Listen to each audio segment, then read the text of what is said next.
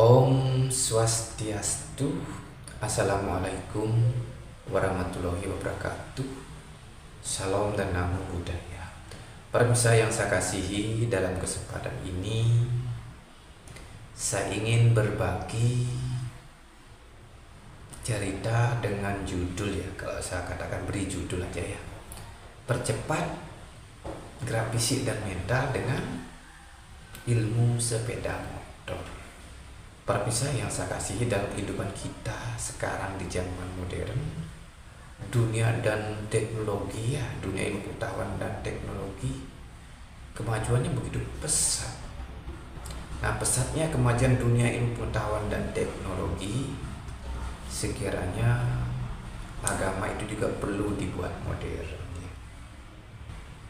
Dengan dibuat modern, ajaran agama itu akan memungkinkan orang-orang di zaman modern itu terpanggil untuk mempraktekkan atau ada termotivasi lah untuk menjalankan ajaran agama.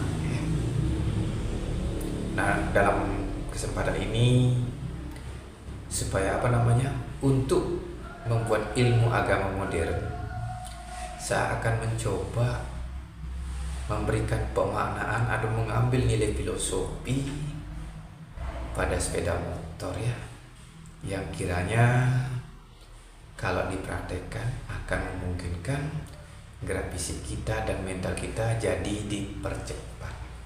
Nah, mengenai pemaknaan yang saya ambil pada sepeda motor itu, pertama-tama saya ambil dari nama sepeda motor itu sendiri, kemudian ada makna mesin dan bagian-bagian dari mesin itu saya maknai dari sepeda motor. Ini maknanya bagus sekali, yang kiranya menurut pemikiran saya ya, itu berguna untuk mempercepat gerak fisik dan sekaligus gerak mental kita, pikiran kita ya. Di pikiran kita yang lalot, kurang cerdas, bisa ditambah dibikin menjadi lebih cerdas. Fisik kita yang lamban, gerakannya itu bisa lebih laju jadinya. Nah, pertama-tama saya maknai dulu dari segi kata sepeda dan motor ya. Nah, sepeda kalau tidak salah itu di pikiran saya, sepeda itu menunjukkan speed ya. Speed dalam bahasa Inggris kan kecepatan artinya. Kemudian motor artinya gerak. Jadi kalau digabungkan arti kata speed dan motor ya, motor itu gerak. Jadi kecepatan gerak ya, ada kecepatan gerak fisik dan mental di dalam tubuh kita kalau ilmu sepeda motor itu dipraktekkan. Kemudian yang menggerakkan motor sampai bisa kita kendarai ke sana kemari itu kan ada mesin ya. Mesin itu punya makna dari segi kata. Mesin itu saya panjangkan menjadi merindukan sinar suci Tuhan ya.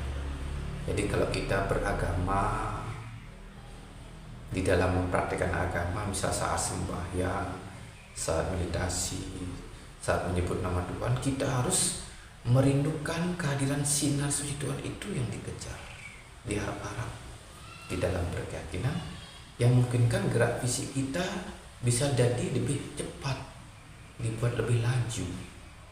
Jika nanti bila benar-benar kita pada saat kita sembahyang memuja Tuhan itu, Tuhan yang sinar suci Tuhan yang kita rindukan itu bisa hadir ya. Kemudian adapun cara untuk kita merindukan sinar suci Tuhan supaya hadir itu ditunjukkan juga oleh kepanjangan kata mesin. Mesin kepanjangannya meditasi semata inginkan nur. Jadi kalau kita merindukan sinar suci Tuhan di dalam menjalankan ajaran agama, kita harus bermeditasi. Kemudian dalam bermeditasi yang diinginkan itu hanya nur, sinar suci Tuhan. Tidak boleh yang lain-lain. Kadang-kadang kita menjalankan ajaran agama, menghadap kepada Tuhan, kita mohonnya macam-macam gitu ya.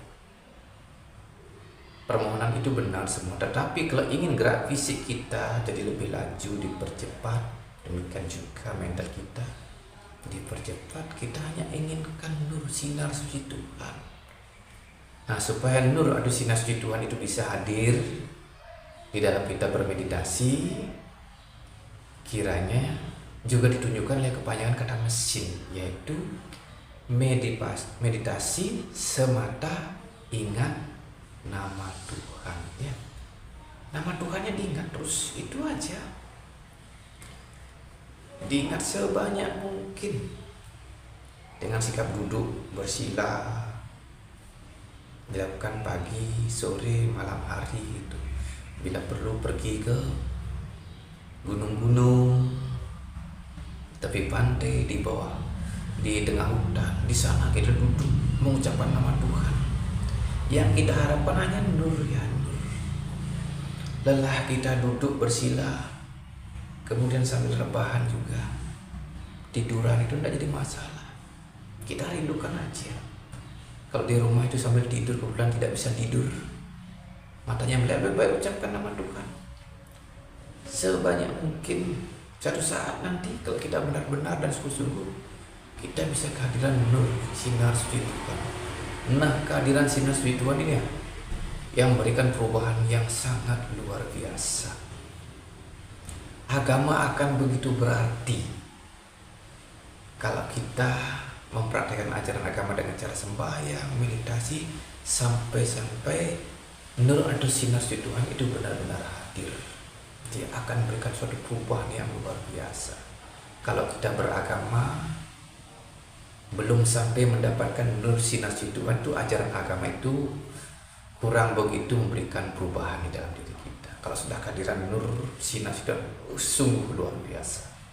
Dalam kehidupan kita ada suatu perubahan, terutama gerak fisik kita dan mental kita dibuat laju. Nah, ini ada sebuah pengalaman. Teman saya orang Islam, saya kan orang Bali, orang Hindu. Nah, itu teman saya pas punya keluarga sakit semua, sementara ekonomi tidak ada untuk berobat. Akhirnya dia dengan tekad bangkit di tengah malam, dia sholat tahajud. Kalau orang Islam kan demikian, mungkin sambil menyebut nama Tuhannya yang dikenal dengan zikir. Kalau Hindu japa aja, itu dia lakukan. Mungkin sudah ada kurang lebih sampai sebulanan, saking penuh semangatnya ya. Suatu ketika ada suatu keajaiban. Di saat dia duduk tafakur, kalau dalam Islam itu tafakur, kalau Hindu itu meditasi ya, itu mendadak katanya ada sinar yang menabrak dia, ditabrak oleh sinar, ditabrak oleh cahaya. Dan ketika itu keajaiban yang terjadi adalah semua keluarganya yang sakit itu sembuh secara ajaib. Nah, ini luar biasa. Luar biasanya kehadiran sinar suci Tuhan. Karena itu dalam berkeyakinan sebisanya mungkin kalau kita menyembah Tuhan, kita penuh kerinduan untuk menghadirkan sinar suci Tuhan supaya ada perubahan di dalam diri kita, ya. Itu pentingnya. Karena itu mengucapkan nama Tuhan diperbanyak, tidak kuat duduk, kita terlentang, rebahan aja, terus ingat nama Tuhan sampai kita di suatu malam mata kita terlelap tidur sampai tidak ingat lagi mengucapkan nama Tuhan. Nah, kalau kita mengucapkan nama Tuhan, merindukan sinar suci Tuhan seperti demikian, itu bagaikan nyanyian apa? Kan ada lirik nyanyian, jatuh bangun aku mengejarmu, gitu juga. Kita mesti jatuh, darba, bangun lagi, ucapkan nama Tuhan. Nah, itu yang perlu diupayakan supaya nur atau sinar Tuhan itu benar-benar hadir. Nah, kemudian pada motor, pada mesin kan ada busi. Busi memiliki pesan, busi itu budi suci ya. Nah, kalau busi dalam keadaan bersih itu kan ada percikan api busi nampak biar terang ya. Begitu juga supaya nur atau sinar Tuhan itu bisa hadir, budi kita harus selalu dalam keadaan suci, bersih. Niscaya nur itu hadir. Siapapun yang budinya selalu disucikan, dikala budinya suci, nur atau sinar Tuhan itu hadir biar gitu. Bagikan perapian pada busi motor yang kiranya perannya sungguh luar biasa. Pembakaran sari-sari makanan dibuat normal, kan demikian. Segala alat-alat yang lain dari motor jadi hidup.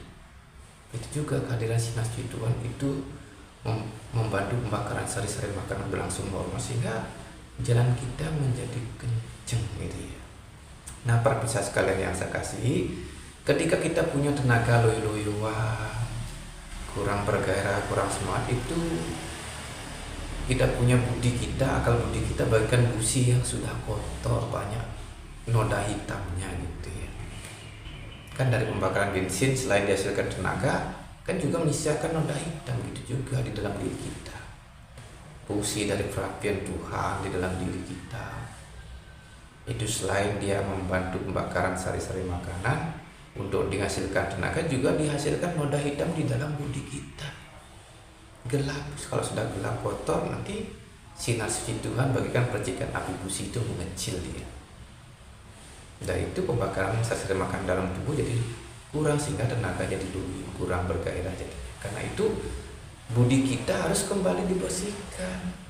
Seperti busi yang kotor, kalau masih hidup itu dibersihkan, dia akan kembali gede sinarnya, apinya gede. Gitu juga budi kita, akal budi kita perlu dibersihkan dengan cara diambilkan amplas. Sama dengan busi, kalau kotor kan diambilkan amplas, kemudian digosok-gosok, ditiup-tiup. Itu juga akal budi kita yang kotor itu perlu diamplas. Nah, amplas itu punya makna ambil mantra perlahan-lahan zikir. Jadi kita harus mengambil mantra atau menggunakan sebuah nama Tuhan. Nah, kalau sudah kita mengambil mantra atau memilih mantra atau nama Tuhan, perlahan-lahan lakukan zikir. Zikir artinya kalau ajaran Islam itu ingat nama Tuhan ulang-ulang. Kalau Hindu japa, jadi lakukan japa atau zikir. Digosok aja, diucapkan aja nama Tuhan. Berulang-ulang di akal budi kita tergosok dia, menjadi bersih, kembali menjadi suci. Kalau suci sudah nyalanya begitu terang kehadiran sinar suci Tuhan yang buat tenaga kita bisa jadi lebih laju, dipercepat oleh percikan sinar suci Tuhan kalau budi kita kembali dalam keadaan suci ya. Jadi gosok-gosok, kita punya pikiran dengan pengucapan nama Tuhan berulang-ulang, kemudian ditiup-tiup dengan pernapasan. Tarik nafas pelan-pelan, baru hembuskan. Budi kita menjadi suci. Kemudian pada motor ada CDI ya, tulisannya CDI. Kalau saya panjangkan menjadi CDI itu cinta dengan ilahi, artinya cinta dengan Tuhan. Jadi supaya kita kehadiran sinar suci Tuhan, kita harus cinta dengan ilahi, kita harus cinta dengan Tuhan. Ada kecintaan kita pada Tuhan. Bukti kecintaan kita ketika kita bangun pagi, tidak langsung kita kerja, kita mandi-mandi dulu, kemudian sembahyang, memuji Tuhan dengan melanturkan syair pujian, kemudian kita mengucapkan nama Tuhan sebagai bukti kita cinta dengan Tuhan. Kemudian ada sepul punya makna zikir yang full ya. Pada hari-hari tentu, misal hari Minggu, kita sengaja berzikir atau ingat nama Tuhan supaya pikiran kita full banyak sekali.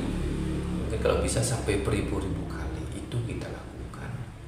Kalau benar-benar ada keinginan untuk merindukan kehadiran sinar suci Tuhan yang berperan penting untuk merubah hidup kita supaya gerak fisik kita dibuat lebih laju, dipercepat ya, mental kita, kecerdasan kita juga digenjot gitu ya.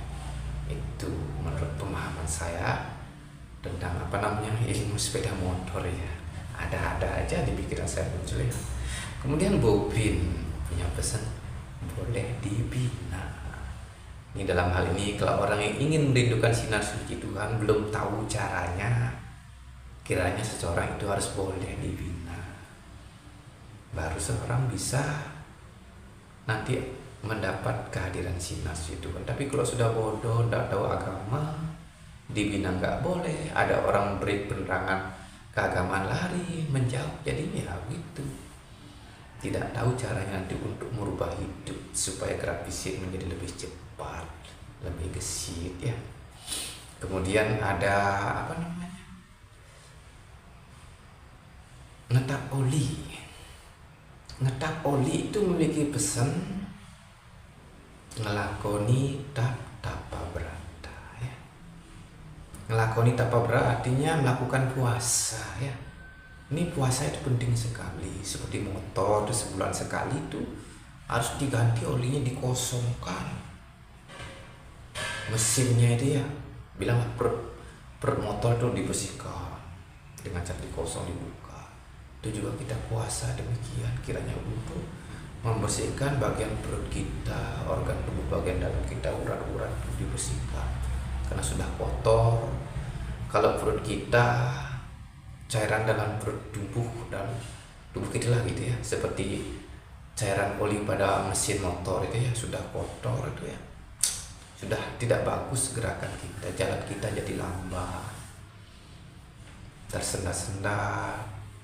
Ada kemungkinan kalau kita tidak pernah ngetap tubuh, yaitu melakukan tap pemberantas puasa, itu bagian motor tidak pernah ditap, kan mesinnya cepat panas. Gitu juga kita cepat panas, cepat emosian, tubuh ini cepat gerah, tidak nyaman. Dan ada kemungkinan karena saking kering, tidak pernah puasa gitu ya, bisa terkancing tubuh kita. Kalau perut kita kotor, keasaman tubuh itu sudah meningkat, yang memungkinkan penyakit asam urat itu tumbuh subur. Kalau sudah kena asam urat itu kita jadi bagaimana ya, gerakan kita itu tidak begitu gesit. Tubuh kita sakit ngilu-ngilu, bagaimana kita bisa gesit bertindak ya, melakukan aktivitas, tidak bisa. Karena itu supaya tubuh kita, keasaman tubuh kita tidak terlalu tinggi, perlu kita sebulan sekali ngetap yang lakoni tapa brata. Kemudian masukkan oli spirit namanya ya, pada saat puasa itu ya, sore hari sebelum, kalau buka puasa 12 jam ya, sebelum makan kita sembahyang dulu, kemudian masukkan oli itu ojo lali, ingat, jangan lupa ingat Tuhan sebanyak mungkin. Itu untuk memasukkan oli spirit yang membuat gerakan kita kembali jadi lincah, jadi elastis gitu ya. Kemudian oli juga punya kepanjangan ojo lali iuran, yang artinya jangan lupa iuran, jangan lupa sumbangan. Nah, kita kan di masyarakat sebagai makhluk sosial, banyak organisasi mungkin dibutuhkan dana-dana iuran wajib, iuran pokok, iuran sukarela. Itu penting kita melakukan iuran untuk ya sebagai pelancar, biar usaha kita, kehidupan kita jadi lancar, tidak ada banyak rintangan, biar tidak tersendat-sendat. Nah, itu pesan dari ngetap oli nglakoni tapa brata ojo lali, inget deh ojo lali iuran gitu. Jangan lupa ingat dan jangan lupa juga iuran gitu ya. Kemudian dalam kehidupan ini perlu juga rem agama ya, seperti motor kan harus ada remnya. Kalau tidak ada rem, terlalu laju gerakan kita, membuat saja kalau kurang kontrol dia kan bisa tabrakan kita. Kalau ada tabrakan bisa nabrak orang, bisa masuk jurang. Begitu juga dalam kehidupan ini, kalau kita berkeyakinan tanpa rem, itu sering kita jadi pribadi beragama, baru sehat, baru kuat, kita jadi orang arogan, jadi sembarang kita bikin kerusakan atas nama agama, baru lain kepercayaan orang, mungkin tempat ibadahnya dibakar, itu rame-rame. Itu namanya beragama kurang rem ya. Karena itu beragama itu perlu juga ada remnya, seperti motor ada remnya. Rem itu renungan, remnya meditasi. Jadi rem agama itu adalah renungan, dengan duduk termenung, merenung ya. Kemudian kita meditasi. Di dalam bermeditasi kita berupaya untuk mendiamkan pikiran. Jadi pikiran supaya diam, tidak bergerak sama sekali. Nah, supaya pikiran kita tidak bergerak sama sekali dalam bermeditasi, perhatiannya diarahkan di selang alis ya. Di selang alis perhatian, sambil ya itulah kita mengucapkan nama Tuhan, merindukan Tuhan, dibarengi dengan mendiamkan pikiran, arah perhatian di selang alis. Kalau tidak di selang alis, bisa pulang memandang ujung hidung, Kemudian kalau ujung hidung kurang bagus, kita sengaja buat titik di dinding, kita pandang sambil mengucapkan nama Tuhan, tarik nafas pelan-pelan, pandang titik, titik punya kepanjangan tidak berkutik. Jadi kita kalau fokus memandang sebuah titik, nanti lama-lama pikiran kita bisa jadi tidak berkutik. Ketika pikiran kita tidak berkutik, dikala itulah pikiran kita menyatu atau menempel dengan kita punya roh yang ada di dalam hati. Ini pikiran roh atau atma itu asalnya hidup. Ya, jadi pikiran kita pulang pada asalnya hidup, yaitu roh atau atma yang ada dalam diri kita. Kan atma atau roh itu asalnya hidup, sumbernya hidup, yang memungkinkan kita bisa hidup. Kalau tanpa roh, tanpa atma, bagaimana kita bisa hidup? Nggak bisa. Atma atau roh itu asalnya hidup. Jadi kita meditasi sempat membawa pikiran kita pulang pada asalnya hidup. Asal hidup, sumber kebaikan, sumber keluhuran budi, sumber kecemerlangan pikiran, sumber kedamaian, sumber ketentraman, sumber segalanya. Itu atma atau roh. Di dunia ini tidak ada orang bisa cerdas, bisa jagoan kalau tanpa roh, tanpa atma di dalam tubuhnya. Dia hanya seonggokan mayat yang bodoh, gitu kan. Mayat kan bodoh, tidak bisa ngapa-ngapain. Tapi ketika ada atma, ada roh di dalam diri kita, pikiran kita, akal budi kita bisa cerdas, tubuh ini bisa digerakkan. Nah, permisa, sekiranya demikian dulu cerita saya sehubungan dengan percepat gerak fisik dengan ilmu sepeda motor ya. Jadi dalam beragama penting juga ide-ide yang ada di zaman modern, karena kita hidup di zaman modern sehingga kita jadi mudah mengerti agama, sehingga kita termotivasi untuk bangkit menjalankan ajaran agama. Nah, para pemirsa sekalian yang saya kasihi, kiranya apa yang saya sampaikan itu sebuah pengalaman saya. Dulu saya punya tenaga loyo-loyoan, dengan cara demikian saya intinya berjapa berzikir sebanyak mungkin sampai berjam-jam itu saya paksakan, ngilu-ngilunya dipaksakan gitu. Akhirnya itulah itu ada kaliran singa hanya gitu enak rasanya. Ya lama-lama inilah saya bisa memberikan suatu penerangan seperti ini muncul di pemikiran saya, dan penerangan seperti ini saya bagikan kepada teman-teman atau kepada pemirsa lewat video ini, supaya apa yang saya rasakan itu juga dirasakan oleh teman-teman atau oleh para pemirsa.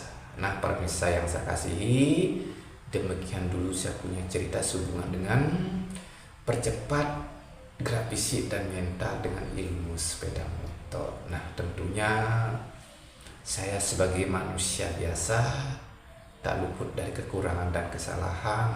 Mungkin dalam hal menyampaikan cerita ada sesuatu yang kurang berkenan, karena itu saya mohon maaf yang sebesar-besarnya, dan saya akhiri dengan ucapan Om Santi Santi Santi Om.